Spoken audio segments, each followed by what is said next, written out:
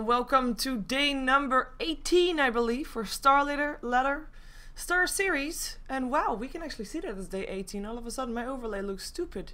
Oh well, I'm still saying it is StarLadder. It is day number 18. It is a day where we are going to see 7 games in a row. That's right, 7 games, and not just 7 games. No, this is 7 games with, of course, the new changes in place. That means that we're gonna be having the 2-2-1-2-1-2 thing going on. So we are here with 3 people today to provide you with all the coverage that you need. We have got the Statsman of today. It is not the one that we had the previous days. No, today it will be Hjort who will be providing you with all the stats of all the little facts that you want to know about the games, and of course the changes as well, as that might be very important for today.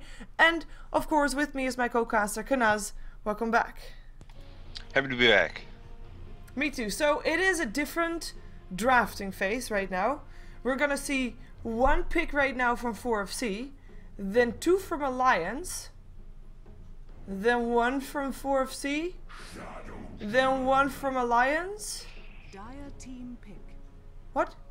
No, we're gonna have 1, 2, 2, 1, and then ban, and then 1, 1, 1, 1, 1, 1. Apparently, if I can read that bar correct, tell me about it, because I thought it was just 2, 2, 1.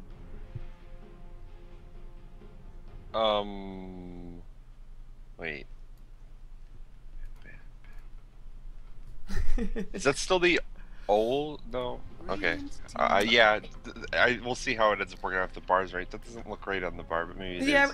We know that there were some bugs with that this morning. That the captain's mode actually wasn't working at all, but there were some hot fixes that fixed it. So maybe the bar is still slightly messed up here, as we do have 2 signature heroes regardless, and Lone Druid still getting banned out regardless of the nerf, but it is a Wisp, a Lone Druid, Bad Rider, and Lifestealer ban. Should have even first picked up with the Chen and Nature's Prophet for Alliance. So far, not really that much difference, I would say, from before 6.78b. Yeah, and there's a good chance that we're not really going to see teams try anything right now. The new patch came out, what, last night? True. For me, early morning for the European team, so no one's had time to practice with these heroes. It's not like all the teams loaded up Dota 1 and were trying out 7-8 strats in Dota 1. Have you tried to play Dota 1 lately? Nope. I did. I don't even know how I used to play it. So it's pretty rough, and it makes sense that they would just stick with what they know. They're still playing in like a competitive tournament. They want to try strats out in scrims first, I'm sure.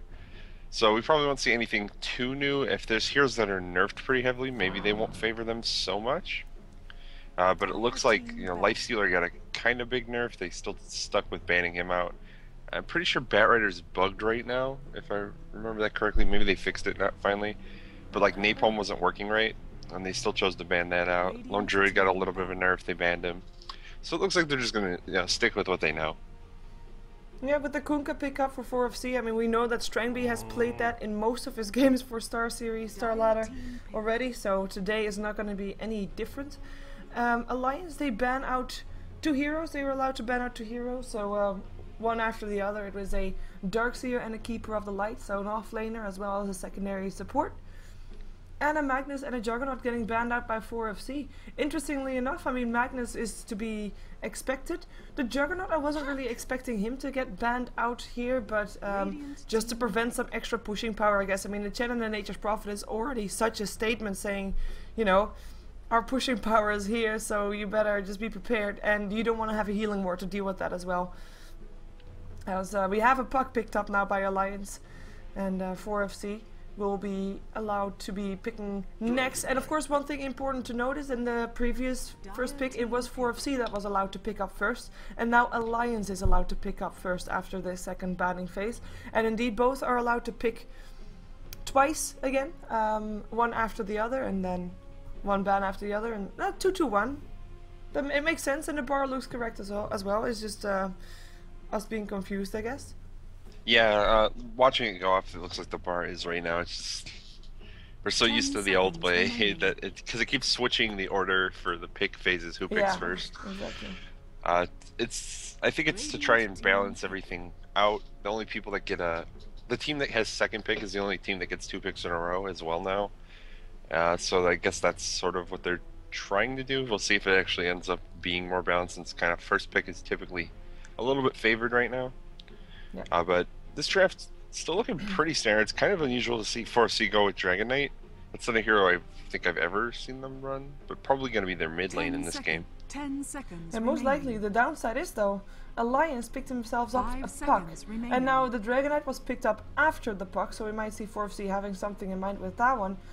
But normally you see Dragon Knight in the mid lane when he knows that he's going to be up against a Magnus or something like that, but not the case. Of course, one thing to note as well, Dragon Knight mid is not really that easy anymore, because bottle crowing with that slow courier while the empty bottle is in there is not really something you really can do very often anymore. And if you're up against a puck, your rune control is also not going to be all that great. So maybe this is going to be a safe lane Dragon Knight with a dual lane mid for the Kunkka Shadow Demon.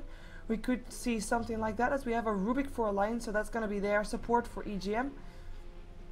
Just missing a hero for Loda, so just missing a carry for Alliance, and still of course a lot of options in the pool to go for that, as for example Gyro, even if slightly nerfed, still in the pool if he wants to go for that one. And 4FC, they're thinking hard about what they're going to be picking up next. Lina. It's Lina, so Light Strike Array after the disruption. Dire team back. My in-game microphone is off, that's not good. Yeah, yours is? Mine, I think mine was too. I toggled it a couple times. Ah. I thought maybe they were talking about me. I don't know. I always have trouble with the first game of the day. I feel like I have to toggle it several times before it starts working. So Lina with that pick, it looks like we're going to have some sort of tri-lane, probably not double dual lanes, since they're going to want to put Shadow Demon with the Lina, since otherwise Light Strike Array is kind of hard to land typically.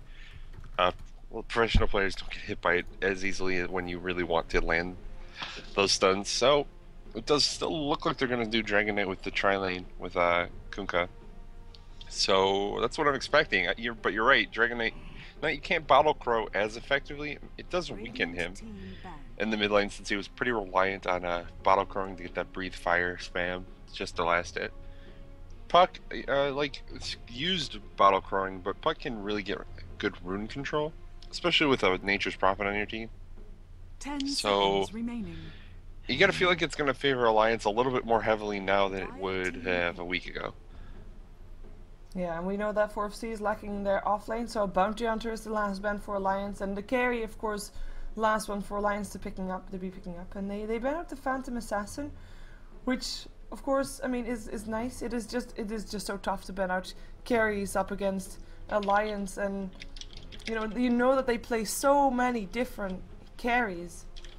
10 seconds. So you just have to try and find the right one, and they don't want to be the one want to have the one that has the luck factor involved there. So let's see what Alliance is going to go for, as they have again the first pick after this ban phase. So interesting to note here once again, in case people weren't really realizing how it went. The first pick of the entire drafting phase went to 4FC, and then the first picks after the next two drafting phases went to Alliance. Next two drafting phases. What am I saying? Next two ban phases. Both went to Alliance. So last pick and first pick in the hands of 4FC. Right. Right. Last pick and first pick. So let's see what they want to go for. It's kind of interesting that we have this new ban system, so that we see they attempt to ban out carries against Alliance, just because they have that opportunity. Alliance almost always seem to last pick their carry unless they pick like a gyrocopter in the first couple. And so as a result, 4FC were just like, well, let's ban some carry out, and they have a Phantom Assassin. We'll see what Alliance actually want to go for. They've changed some of them a little bit. Imagine them sitting next to the patch log, frantically scrolling, like, which carry is overpowered? Which carry is overpowered? Maybe they want a Doom. I mean, Doom is pretty nice now with an Aghanims. Just chase people around with the Doom on top of them. That's pretty nice. They go for a Morphling though. Morphling, of course, a carry that we used to see a lot in the early days, and with early days I actually mean just, around TI 2 a lot. And right now his base attack is improved a bit, so he attacks a bit faster. His base attack time improved from 1.7 to 1.6. Yes, I do have the patch log next to me. I don't know that by heart. But yes, slightly buffed. We're going to see how much difference it will make though. And how well he can carry up against the Dragonite and the Kunkka. Of seconds course, that's going to be something because there's 2 respective cores for 4FC and basically only really 1 for Alliance, even though Nature's Prophet could grow to be a core as well. Definitely true. We'll see how it's going to end up working out for them. So, what was the buff on Morphling? They raised his base attack time. Is that what you said? Base attack time. Is improved. Yes. Okay, so that's a pretty big deal. It makes last hitting with him better. It makes him attack faster. All that sort of important stuff. Especially since you kind of usually stack agility on him, so you'll get even more attack speed. It's helpful to try and make Morphling a little more viable ever since they kind of hit him really hard with the nerf bat post TI2. He's not as bad as he was right after the International 2, but still, he just wasn't as fun to play, and I think that matters to the teams quite a bit. 4FC running out of reserve time here, and I don't know who they want for their off lane. Well, they're taking their time. Timbersaw, okay. What? So that is a hero that we haven't, of course, seen. I don't think I've casted a game with Timbersaw at all, actually. But just to run over the change of Timbersaw real quick, his base strength got increased by 3, and that's quite a lot. His intellect growth is increased from 1.8 to 2.4. That's also quite the change. Chakram initial mana cost is rescaled. A bit in a positive way because it starts out a lot cheaper, ends out to be the same amount as it was before, and the move speed got increased from 800 to 900 in Chakram as well. So yeah, that was all, of course, the ulti mana cost and the ulti move speed increased, but the strength grow, or base strength and intellect grow, is probably the biggest changes that you can see there. And he's actually going to the safe lane, so that will be an aggressive tri lane for 4FC. Yeah, I don't think that's particularly surprising. They've run like a similar aggressive tri lane to this several times already in StarLadder, with like Kunkka and Shouty, and sometimes the other support's different, not Alina, but this is pretty standard, I think, for what they're trying to do in these StarLadder games right now, and I don't seem to be able to click on here. Oh, there we go. Yeah. That was weird. Oh, I think I have the bug you were having where you can't click on heroes, you have to box them. Yep, then you have to restart your Yeah, it's fine. Dota. He was right. No, it is not the same bug because I have that right now too. But I do see my mouse, and normally I don't see my mouse. Oh, yeah, I can see my mouse, I just can't click directly on a hero to select them. It's very strange. Me neither. Box. Me neither. I think that might be a caster bug. Maybe then. Potentially. Alright, which team you want to go over? I'll go over for FC. So, Krilly is on the bottom lane. He'll be by himself, playing the safe lane Timbersaw. That will be interesting to see. In the mid lane, we've got Blomberg. He will be playing that Dragonite solo mid. Tough one to take because no bottle crowing for him. Aggressive tri lane consists of Strangby on his Kunkka. It will be Iconoclast playing the Lina. And a Burbomb will be on the Shadow Demon to complete the aggressive tri lane. I'll leave Alliance to you. Yep. Alright, for Alliance on the Dire side, their mid lane going to be handled by S4 playing the Buck. Their off lane will be actually... They're going to run an aggressive tri lane as well. We'll have Loda on the Morph lane and EGM playing the Rubik. Aki going to be aggressively jungling on Chen. And finally, Nature's Prophet will be handled by Admiral Bulldog up in the top lane. On the safe lane, yeah. I wonder if they go for this lane, this aggressive tri lane on the side of Alliance, to dodge the aggressive tri lane of 4FC.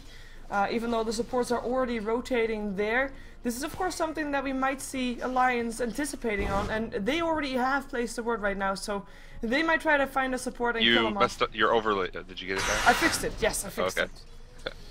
I fixed it. I see people shouting and yeah, chat, overlay. There was like a moment that I thought, oh yeah. Before we started introducing people, I actually fixed it. Alright. Yeah, I don't know if they were... I feel like probably Alliance were trying to dodge. It seems kind of obvious that 4FC would run the aggressive tri lane. And so now 4FC are the ones that are forced to sort of rotate all the way down to the bottom lane because Timbersaw doesn't really have a great matchup against Morphling tri lane. No, and I mean, right now, with the Timbersaw and the aggressive tri lane all of a sudden, you can't really do that much. You kind of need your Kunkka. Even though right now Kunkka up against the Nature's Prophet, he should be able to get some farm here. Strangby already sitting up on 9-3 last hits, with Bulldog on 5-1. So Strangby actually getting nice farm here on the top lane. And Loda, of course, the one that we can compare him to, is at 9-3. So they're keeping even for now. And Krilly will have a fun time still as well. He is actually ahead compared to the Nature's Prophet, who we can, in a way, compare him to a bit as well. So I don't think it's too bad for 4FC now that they have rotated their supports. The question is, how much can they make Chen's life here miserable? Because, of course, Aki will, of course, try to be continuously getting those creeps in that Radiant jungle, as he actually picked up a double damage rune, something that these supports have to watch out for. Yeah, if they get netted now while they're trying to harass that Dark Troll Summoner, it can be pretty rough for them if Chen just happens to be sitting around. But he's going to grab a new creep, and it looks like it's a Satyr. And I'm interested to see how much Blomberg is going to try and Bottle Crow. Are they actually going to try for this? They are. They want to try to kill off Aki. Light Strike Array hits up. Here comes a Satire trying to help out, trying to help Aki out, but it's going to be too late. The last hit will go to Iconoclast or Matrim, and the first blood drawn. Chen inside the Radiant jungle, not a success. Maybe they can still get this Shadow Demon though. The Satire is chasing down. He still has 4 shockwaves to send through. Telekinesis will help out, and those shockwaves should be able to get the kill. Oh, disruption. But how much can it really help? EGM with the last hit on the kill. And Iconoclast having to run away back towards his tower, even though he's taking a detour a bit, but we'll be fine. Still a good trade for 4FC. Yeah, they get first blood. It just ends up being the supports messing around with each other in the jungle, but first blood goes the way of 4FC, and it's on Chen, who's usually a little bit more farm intensive of a support, since he spends so much time usually in the jungle. Blomberg has his bottle in the mid lane on Dragonite, and it looks like he's actually contesting Rune.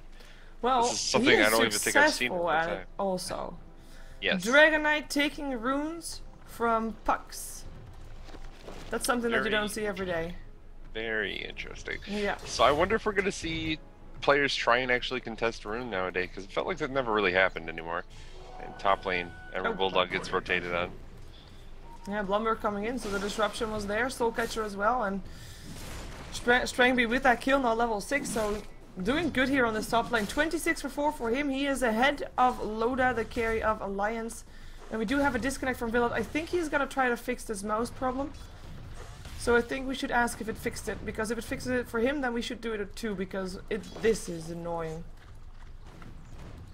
Yeah, it makes it a little bit harder to try and select the hero you're actually looking for. If you're trying to just pick a hero, you can click on their icon on the top, and it still will select them for you. And if you double click, it'll like move focus, but in the middle of the fight, it's pretty hard. Nature's Prophet in the top one's in trouble though. Yeah, looks like he will go down again. That's the boat. And this time Strangby with the kill. Even though, of course, he wasn't alone again. Blomberg still hanging around there. So right now 4FC, they're winning this bottom lane. They're winning the top lane. And mid lane, Blomberg 16-3. As we see that the couriers indeed have a very slow movement speed with an empty bottle. So that rune control extra important when you play in the mid lane. And you have got this bottle. 30 for 18 though for S4 on the last hits. But that's no surprise. He should be getting ahead of the Dragonite. The fact that Blomberg is able to just stand here and still get levels and experience is still pretty neat though. Can you ask Philip if he has a mouse problem and if that restarting fixes it for him? Because yeah, this is starting to get really on my nerves. Oh, TP in top. Loda wants to continue farming top rather than trying to farm bottom, because he's starting to get behind a bit on the Kunkka. You can't have that right now, not if you're a Morphling. Even with his changes, I mean, you still need to get that farm. And you still need to be ahead of this Kunkka. In the meantime, Curly, I mean, I'm kind of curious to see what a Timbersaw can really do here, because I mean, you know, we know how he can dominate pubs, and he is very tanky and very mobile. But how will he fit into what 4FC want to do? Do they just want to try to get that Dragonite at level 6 or something like that? And or 6, rather 8, I'm thinking, and then just go for pushes? Usually the goal is to get the Dragonite a lot of levels early. I don't know what he's going to want to build. Shadow Blades kind of become the standard for these mid lane Dragon Knights, and it's certainly a powerful item that they could try and go for here. He is bottle crowing, in fact. I was watching to see exactly how slow the courier would go while holding the empty bottle. It's miserable. So it looks like they want to go for a gank on S4. Yeah, here comes the dragon form looking for the dragon tail, but S4 with the invis rune getting away. The sentry was there. They might still try to go in it if they see him. Support still hanging around. Question is, will they be fast enough if they find a stun up on S4? And it's very hard as a puck to really try to phase shift the stun coming off from the Dragon Knight because it's such a fast stun. You can't really dodge it at all. Instant stun. Well, yeah, if you can't take the kill, maybe you want to take the tower instead. Seems to be their goal. Yeah, if they can get the tower, it's very good. And yeah, you can't actually dodge Dragon Tail. It's instant, sort of. Like, there's a cast animation, but if it doesn't go through, it doesn't go on cooldown, so it doesn't actually help you in any way. Yep. So they'll just do it immediately after you come out of phase shift then. And they're going top lane and morph lane. And the mid lane going for the Dragon Knight first. Dragon Knight looks to be going down. TP coming in from the Nature's Prophet as well. Blomberg will go down and Morphling in the end, getting himself away without any mana, getting a lot of extra strength to his name, of course, with morphing into strength. But not dying, and Blomberg did go down in the end. The supports rotated. They weren't there to save their solo mid. And 3 for 2 on the kill score. Yeah, so pretty even thus far in kills, but farm is really kind of going the way of Alliance. They're ahead in all of their lanes pretty much at the moment. Kind of even top and bottom, but mid lane he's ahead by S4's ahead by like 10 last at this point, which is not that surprising. Just because it's melee versus range in the solo matchup in the mid lane. Yeah, and Curly in the meantime still in his bottom lane. He's level 8. He's doing really nice in the levels. He is actually amongst the highest level in the game. Goes for the chakram upon Bulldog, but he can just walk out of it. I'm kind of wondering when he will leave the lane. I mean, I can't help but being curious about what a Timbersaw can do in a match, because it is the first time that I cast a match that has Timbersaw in it. Oh, wait a second. Top lane. Whoa, camera. Awesome. Having some issues. Rubik going down in the end. Shadow Demon getting the last hit. Loda able to go into his illusion and getting himself out of that. But another kill going away for Lion. Sorry, people, my camera seems to be a bit awkward today. I don't know what I blame, actually. I can only blame myself. Oh well. Yeah, so we'll see. Curly, you want levels and a little bit of farm to get going into some mostly levels. He does a lot of burst damage, and that's far with the double tap June on the deny. Nice. So he does a lot of damage early on, or once he gets going, and he kind of needs that advantage. Otherwise, he doesn't do a lot of anything. He's just like a really bursty hero for these team fights. So Curly probably happy to sit down here and get farm if he's allowed to continue doing it, and then he'll try and set up a lot of big kills as the team fights start happening. Yeah, we do have S4. I mean, he has got an okay farm, I believe. I mean, he's not really doing bad. He is actually sitting on second highest of net worth, but he is quite far still away from his Blink Dagger. So in that regard, S4 can't really contribute that much to fights here yet either. This is just Alliance also holding a bit back. Not really looking for actions so far. I mean, they have of course looked for a bit on the bottom lane earlier on, and they have still got a smoke in Aki's inventory, so they could try something, but I think they're quite happy as well with just waiting until their Morphling is big enough to help out in those kind of fights. Yeah, I mean, that's certainly a strategy Alliance can take. Whoa, you're a robot, man. I'm a robot? Yes. I'll try and reconnect this guy. Yeah, that sounds good. In the meantime, we still have Alliances sitting with 4 people in the top half of the map, with only S4 sitting in the mid lane, the rest all in the jungle / top lane, and maybe able to do some damage here to the tier 1 tower. We do have a rotation from Bourbon, who is now chasing on the Dragon Knight, who wants to go for the bottom lane. Looks like they want to try and take this tower. There's also rotation incoming from S4 though. Maybe Alliance can do something here as well. Be back. Yeah, is it better now? Yes, it is. Alright, I don't know. Skype bugs. So yeah, they're going to probably try and buy as much time as possible for a Loda to farm. Morphing's kind of a pretty heavily later in the game type carry. He really needs some stat items to get going. for damage, and we'll see what he goes for. It used to be, you know, the shotgun build that everyone got used to playing with the ethereal blade. I don't know if that's as viable anymore since you can't use adaptive strike while in waveform like you used to be able to still. So maybe he just goes something more right-click oriented than just trying to burst one hero down with the ethereal blade. Could be. Rarely picked 6 times. 3-3 score. I mean, he won 3 times. I mean, we can't dispute stats. So who knows? Maybe he'll improve his score. I heard that he was picked up a bit ago as well by Tong Fu, but the game was still going on for the Red Bull Esports tournament. I'm not quite sure how that ended out, but of course with the buffs, they might just we will see more teams trying it out. I mean, it's a very survivable hero for the safe lane or for the suicide lane even. I mean, he can just solo lane and, you know, take care of himself. The only question is, what does he bring later game that would allow him to be viable to be picked up? As we see Bulldog maybe in a bit of trouble. Taking a lot of damage there, getting forced back. Yeah, so you can lane him very aggressively, effectively, because he is very survivable. He's waveform, he has morph to survive, but if you do that, he's probably not getting that much farm.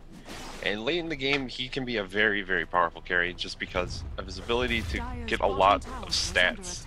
If you get him stat items every, like, effectively 10 strength that you get him, they want to go on him. They silence him up. Dream Coil is there. Curly can try to TP out, but I think the damage is too much. There he goes. Tower Creeps getting the last hit in the end. Slightly overextending there on the bottom lane. Diving between tier 1 and tier 2 for, well, the 3rd time, I believe.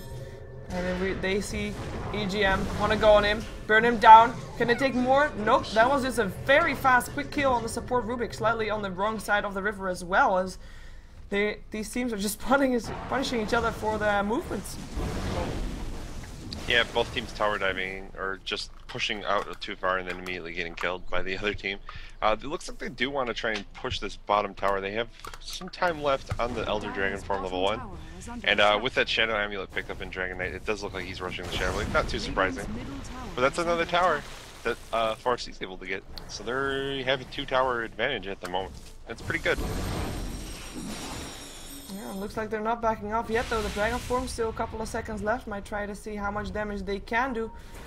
We do have 3 people going one way and the other going another way though, but of course the Dragon Knight, he actually TP'd middle, so Strangby, Iconoclast and Bourbon will just go by themselves towards a different part of the map, which looks to be farming for Strangby. He has got that Vanguard that he normally goes for, which is, I mean, I don't really see it up on other Kunkas, but because Strangby has basically picked it up in almost every StarLadder match, it starts to be a bit of the norm for me personally. I mean, it offers him extra sustainability and just prepares him more for the late game with that item as well. The only downside is that you can be, like a Shadow Blade allows you to be maybe a bit more aggressive, but it doesn't look like it's really stopping him, because he did smoke up together with his supports and goes towards the top lane to see if he can maybe stop Loda from farming, because Loda, after having a not that great of a start, is actually starting to pull together quite some farm here, and they can't really allow that to happen. Disruption is going to be there. Soul Catcher as well. Light Strike away from Iconoclast to follow up, but the Morphling already gone.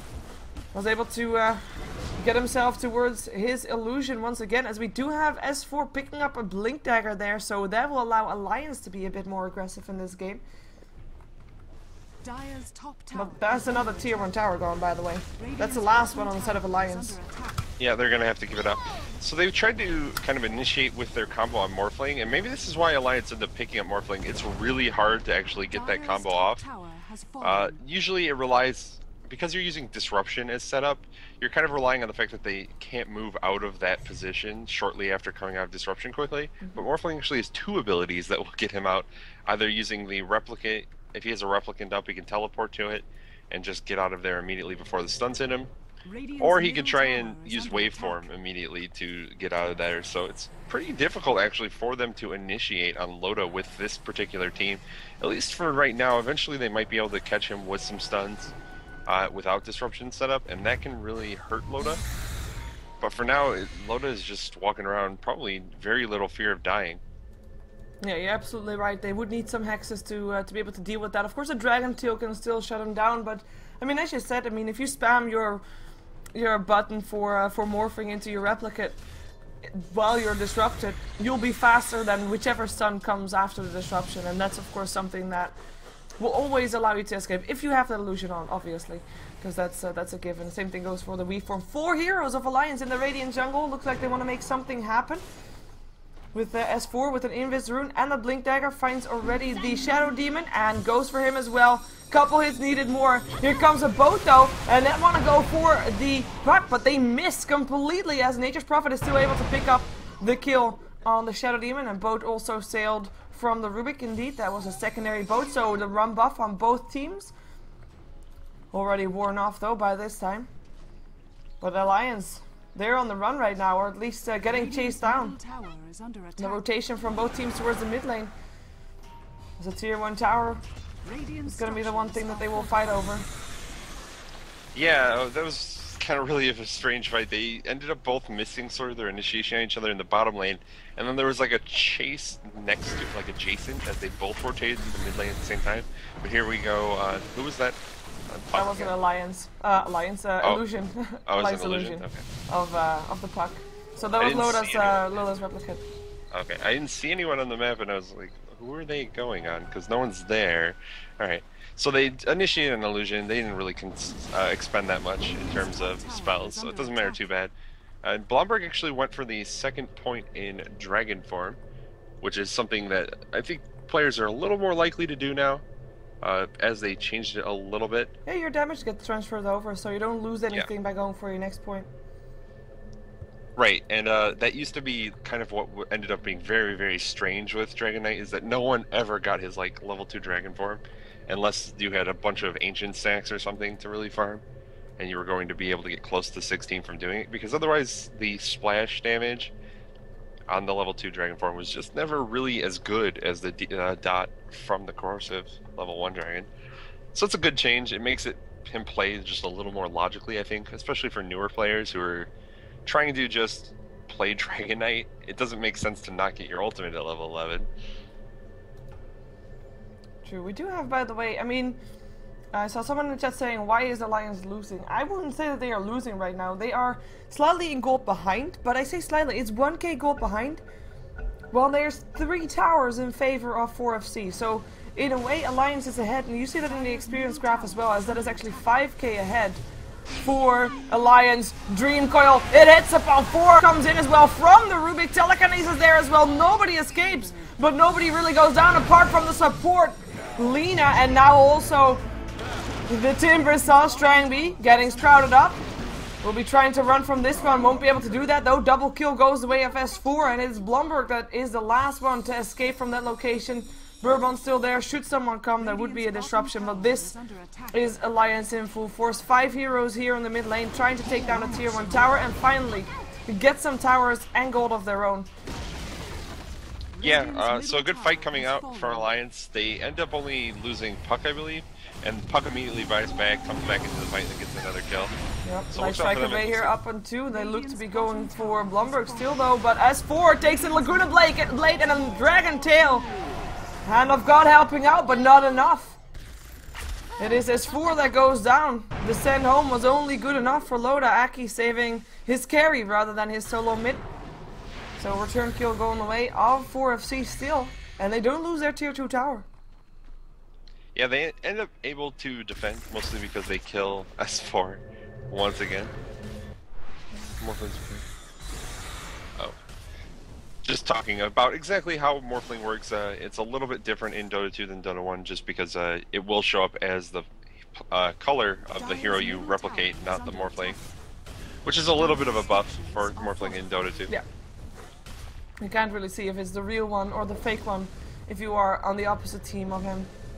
Unless you of course attack him and think, oh, he is a bit squishier than he should be, but I say a bit because it's not all that much squishier. In the meantime, with all this pressure applied mid, Bulldog was able to take down the tier 1 tower bottom and also lay down some pressure on the tier 2 tower bottom as well, as the tier 1 top went down. So the towers all of a sudden are even, and in the gold graph that translates into a 4k gold advantage for Alliance right now. Yep, building an advantage, and that's really what they want to be doing. Especially since 4FC sort of have a more mid-game oriented lineup, especially with Stringby building the Vanguard. It just isn't really as strong going later and later into the game. It becomes kind of a wasted item slot, and you end up having to sell it.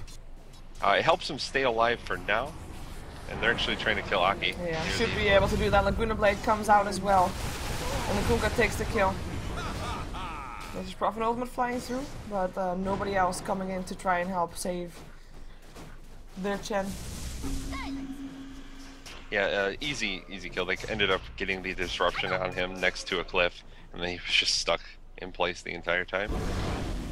Loda, he's still farming though. What has he picked up? He looks like he's going for the Manta style rush, which I think is probably going to be more typical if we see Morphling get played a lot now, rather than the Ethereal Blade that used to be the norm. It just makes him more of a right-click carry than a nuking high burst damage carry. It gives him a lot of survivability and just sort of consistent damage in the fights. So he's pretty close to that at this point. He hasn't really picked up anything else, but he's starting to catch up pretty decently in farm. He's seeing 122 last hits at 22 minutes, which is fine. Especially since he didn't really get that many early in lane when he ended up against the tri-lane. Yeah, and S4, or S4, 4FC rather, also with the 4. They're not letting go of this pressure. They finally take down the tier 2 mid. But in return, Alliance is able to take down a bit of damage on the tier 2 top on the side of 4FC. And that's probably not a kind of trait that they were going to go for. I mean, with this lineup, you already mentioned it, that Vanguard, more mid-game survivable teamfight kind of item. You'd expect 4FC to start, you know, start being as far ahead that they could actually start using their advantage to get high ground perhaps, but right now they're not in that position, and Alliance is getting stronger and stronger, and they're Morphling. We haven't really seen that much of Loda just yet, but he now has his Mata style ready, and he is just looking really solid. Also, someone that we haven't seen that much of is the Nature's Prophet, who has almost is building towards his Scythe of Vice, so we'll be having a Hex there as well. And I mean, Alliance haven't really tried to go for that 5-man push, apart from in the mid lane earlier when we saw S4 slightly overextending, but I'm thinking 4FC have a closing door in their face soon, as they're gonna try to maybe contest a Roshan. Wow, the damage up on Loda, he morphed way far into that agility, took a lot of damage from that. Is able to reform himself out though, but the Roshan very low on life and will be taken by 4FC. Thank you, Alliance, for bringing him down to that point, but Blumberg will take the Aegis.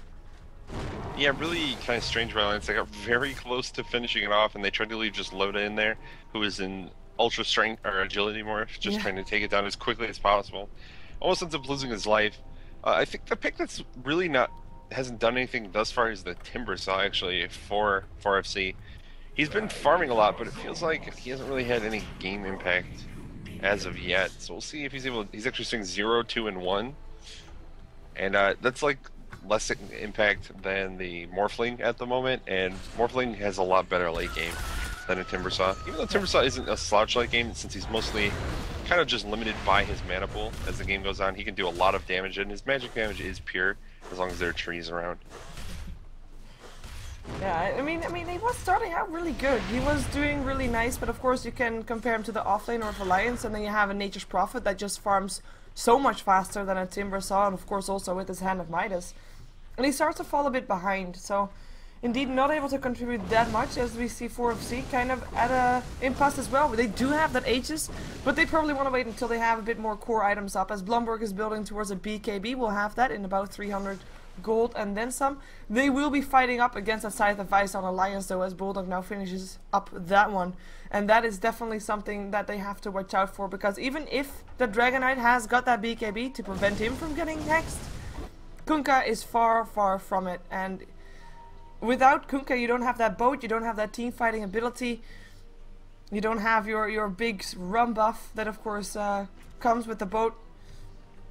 So it kind of would be lacking in that regard, as we do see Krilly getting hexed up here already. The Timbersaw, a really awkward looking sheep. Krilly in a lot of trouble, but he is the escape artist. Oh my god, nice try to stop the hook out of there. Of course, that is what you can do with the tree, with the Nature's Prophet. Just create some own trees and block that path, but it wasn't enough because there was Burbomb, and Burbomb was able to just make sure There was a disruption in the demonic purge to let Krilly escape that.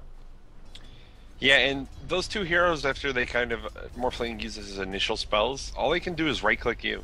And Timbersaw just has that armor that stacks up every time he's getting hit, up to 12 armor at this point. So he had a bunch of armor, and they really just couldn't end up sealing the deal, because all they could do is right-click him, and he had all that HP regen and armor. So he ends up getting away. Good escape by Krilly, and definitely some help there from the Shadow Demon with the Demonic Purge. Otherwise, I think Morphling would have just chased him down. Yeah. I fully agree. We do have now the BKB ready, so the one that we saw being built. Blomberg with the Shadow Blade, finding Aki as well, goes for the Dragon Tail. He's got 3 creeps on his back, but he doesn't care. He's looking for a kill. Should be able to get this as well, but here comes the reinforcements. Alliance, can they go a counter-initiate on this one? It doesn't look like S4 really wants to, doesn't really know what he would be blinking into if he just tries to. Shadow Blade up again from Blomberg. Alliance is the one that is retreating to their base. 4FC all in the dire jungle right now. They can't really find anybody else anymore though, but they will attempt to take the tier 2 tower top. Yeah, they're gonna get another tower, it looks like. In Alliance sort of walking close, but they can't really defend it with just 2 heroes and some Chen creeps. So they're gonna have to be careful. Dragon Knight Replicant made. Actually, Dragon Knight Replicants are very, very powerful because they do get the passives that Dragon Knight gets, so he'll eventually be able to slow, and they are pretty tanky, so they survive quite some time in these fights. Eventually that could be relevant when we see that level 3 Dragon form come out, but they just can't defend right now. Well, we do see a Loda though. He's trying to go for something, but X marked the spot, gets him back. It is Shadow Demon and Lina that get picked up on the sideline. That's the 2 supports for 4FC going down. Bo comes in trying to help out. Blomberg turns on his BKB, goes for Loda, who's almost out of mana. It is EGM taking a lot of damage. The 2 carries are left here, but what can they do with the 2 of them while being surrounded by 5 heroes of Alliance? They take down 1. Sentry Ward goes down. No Shadow Blade for Blomberg. Oh, that adaptive strike actually got him away from the Sentry Ward, but another one is placed. Blomberg, no more Shadow Blade though, and he finds Loda, or vice versa. Aegis goes down. There will be another Shadow Blade when he escapes, and there's no more Sentry, so he should be able to get away. Never mind, he gets hexed. Invisible hex, that is, and they back off knowing that he can't escape. Well, he can, never mind me. Oh, in range of that sentry. Yeah, Shadow Blade gives him unit walking, so he can just, they can't actually block him in there. And it looks like they didn't have any more reveal up on anyone, so they weren't really going to be able to get the kill. They do get the Aegis down though, and they wipe the rest of his team. Yeah. So pretty good fight for Alliance, all things considered. They end up giving their tier 2 tower up. I guess I really don't know why they decided to wait until after the tier 2 tower goes down. Maybe that's the way they thought they would be able to get the useful initiation here. But they do get a good initiation off. They take a big team fight. So even though they do lose that tier 2 tower, they get a lot of gold. They get a lot of experience for their supports. And it helps keep them really in it without them having to sacrifice too much. But they can't sacrifice too many more towers or they're going to start being in a lot of trouble. Yeah, and as Hjort just pointed out, Admiral Bulldog with an 81% win rate on this Nature's Prophet. Very high, of course, as we do see Nature's Prophet also often ban material for teams. And just overall, if games also last longer, Nature's Prophet are also able to be those semi-carry types of heroes and allowing the team also to split push, and you have got so much value in just one hero, as he actually got 3,600 gold in his inventory. And it also dodged the bullet on the top lane because Blomberg actually tried to go for him with putting up the Dragon form. But he already TP'd out by that point. I mean, I guess 4FC, they still took down the tier 1 tower top, which is a tier 2 tower top rather, which is nice, but they lost so much more in return. We still have Alliance in favor of the gold. Not by as much as you might think though. It is only about 5k with 29 minutes into the game played. That's not that much. Experience graph looking a bit more convincing. It is around the 10k in favor of Alliance, and of course that previous team fight did really help out with that graph. And of course one thing that we can point out, Bloodstone up on Krilly, he can now suicide. Yeah, we'll see if he uses that. I mean, I don't know. That's one of those buffs. I guess it's a buff. It gives it more usability, but I don't know what it does. Just to be able, I guess no, yeah, but it did that anyways when you died. Yeah, but normally when you have a Bloodstone, you can deny yourself, and you can just make sure that your team needs a heal, and you're not being brought down. as a Timbersaw, you're gonna assume that you're gonna survive because he is really tanky. So you can just kill yourself. If you have a lot of stacks, you'll be back up fast. And you'll heal yourself with your team, and your team can win the rest of the fight. Fight 1. Yeah, I mean, I know what it does. I just don't know what it does. Well, I just explained it. Yeah, all right. I just don't know if that ends up being very good or not. If it's going to be utilized for that very often, I guess is what I'm trying to say. Yeah, he's probably not going to be the one who gets initiated on because he is quite tanky. But if he just suicides in a fight, he does a lot of pure damage as well. So he really wants to be up in these fights. The Bloodstone gives a ton of mana regen, which is very relevant on him. Because the more mana he has, the more damage Timbersaw can do in a fight very easily. He has low cooldown, spammable nukes that can do pure damage. So I don't really expect to see him utilize the pocket suicide. I hope he does. But yeah, I also hope he does, just because I want to see what the animation looks like. Well, I actually saw that already. He just falls over and dies. He just falls over dead. Alright. Yeah, no animation needed. No animation needed whatsoever. We do have a lot of new items on the map, though. It is Morphling Loda that picked himself a BKB. And a secondary Hex is picked up on the side of Alliance with S4 being the owner of that one. So looking good. We do have Strangby. He doesn't go for the Chrysalis straight away. He goes actually for the Demon's Edge first, so he just wants Deadless straight away when he actually gets it, so no crit for him just yet. We have a Hyperstone for Blumberg, so we might see an Assault Cuirassian coming in the near future. We already saw Iconoclast with the Force Staff. And Shadow Demon now picked himself up a Gem of True Sight. Just to maybe counter the Shadow Blade that Bulldog is carrying. And of course having that map coverage as well. Yeah, it's not just about trying to kill Bulldog, it's also about trying to get rid of all these wards. We can see Alliance have wards in several places. Aki taking a lot of damage. Well, that was a nice escape from S4.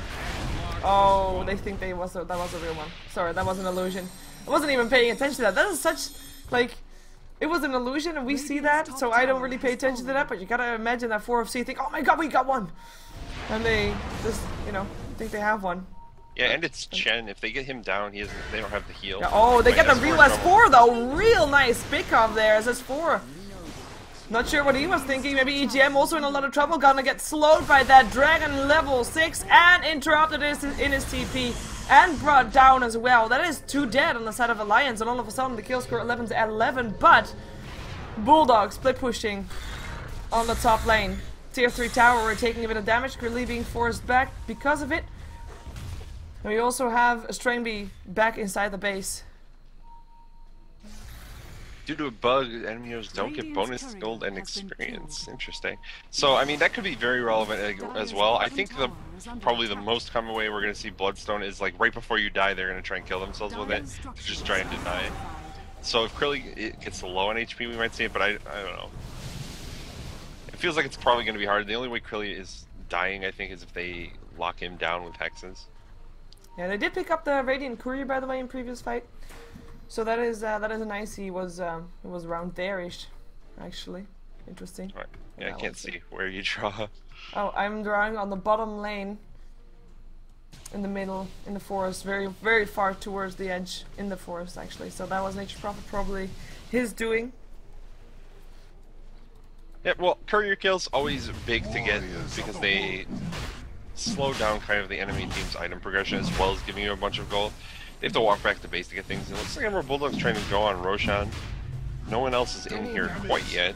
He picked himself up a Chrysalis though, so he is putting out the damage needed. But Loda will be, of course, the one that wants to take the Aegis, most likely. So he'll be there. But of course, last time we knew what happened last time. Then 4FC came in thinking, you know what? We'll take this Roshan. It'll be fun. And they were able to take it as well. So Alliance this time being a bit more careful, doesn't want to have Loda sitting there on very high agility, very squishy because of it. They're actually trying to bait out a Roshan from 4FC and then go in against it. Maybe trying to come from the side and trying to go for a wraparound gank. But that's also something that 4FC is trying. They already find some creeps. Here goes the blink in. Dream Coil hits upon 2. It is gonna be Strangby that already gets turned into a pick up a Blumberg with the BKB and the Dragon form. He is one big ass dragon and the supports drop like flies, but as does Kunkka, and it's all on the team of Blumberg actually. Nobody going down yet on the side of Alliance. They are so tanky. They are so tanky, and Curly not even tanky enough, will go down, doesn't end up killing himself, and Blumberg in the end, the last one alive.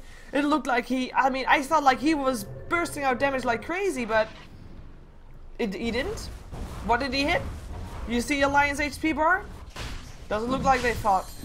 Yeah, they were sitting there dealing a ton of damage, but we have the ult from Chen that can come off, they have the mech, and they ended up just healing all that damage back up very quickly, and once the rest of the supports were down, they don't really have disables with just Dragon Knight Timbersaw, like they have Dragon Tail for one guy. So the BKB, it's great on Dragon Knight and all, it stops him from taking all that magic damage, but once his team's down, he can't do a ton anyways, so he's just kind of stood there and was like attacking people, and they weren't really taking that much damage. Yeah, he was a big old blue dragon. Yeah. Like, that's cool. But cool. Dragons are, I guess, pretty sweet, but he got away. Too sweet. And everyone just ends up dying, so it's looking like Alliance probably have this kind of in the bag, and that's just coming from the fact that they don't necessarily need one really, really farmed hero. They play as a team pretty well. And that's what was kind of exemplified there in that team fight. They just kind of outplayed 4FC in the fight. Oh, just getting all those supports, and they do find Loda though, but Loda already back to his illusion before the torrent can actually hit. Wow, that it was tower actually hit. the Chen sent back, and now he's going to have the illusion to even come back in the fight. That's nice for him, and he indeed has got that illusion, who's actually stacking some ancients right now. Look by it, no, just taking the rune. No stacking of radiant ancients for the entire team. But yeah, in the end, I mean, the tier 3 tower is still standing. They do take down the tier 2. That was the last tier 2 standing on the side of 4FC. Gold graph in the meantime has dropped towards the 12k in favor of Alliance. Experience graph 14k.